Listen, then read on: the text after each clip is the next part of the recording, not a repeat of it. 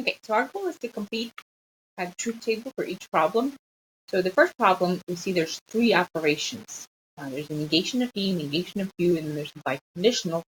So that's why we have three columns, one column for each operation. And so negations are pretty simple because you're just looking at the input and switching the value from true to false. True to false, and false, true, false, true. And Q, you're looking at the Q value and switching that to the opposite. All right. And then the biconditional. So we're going to look at our biconditional table. Here's the biconditional table. The biconditional table basically says if both inputs are the same, so either both true or both false, then the biconditional is true. But if they're opposites, either true to false or false to true, the biconditional is false. So that's the rule for the biconditional operation.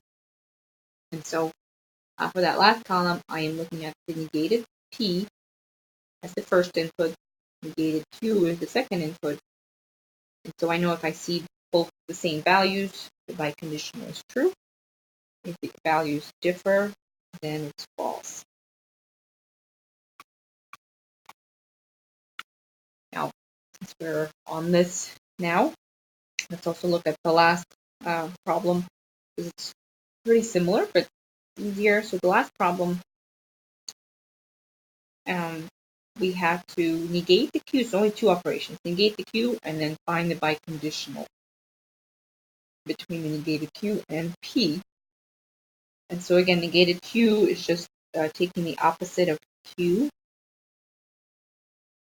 And then the biconditional wants you to join the negated Q with the P using the double-sided arrow.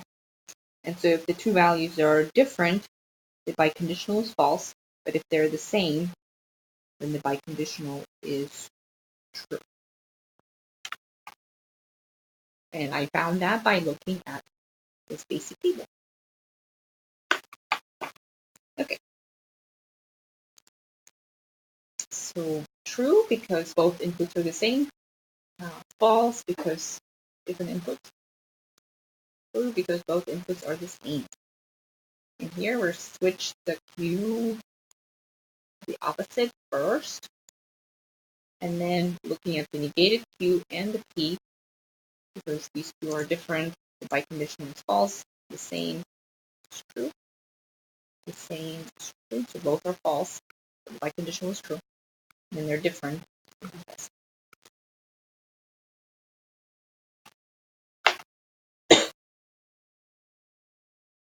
Okay.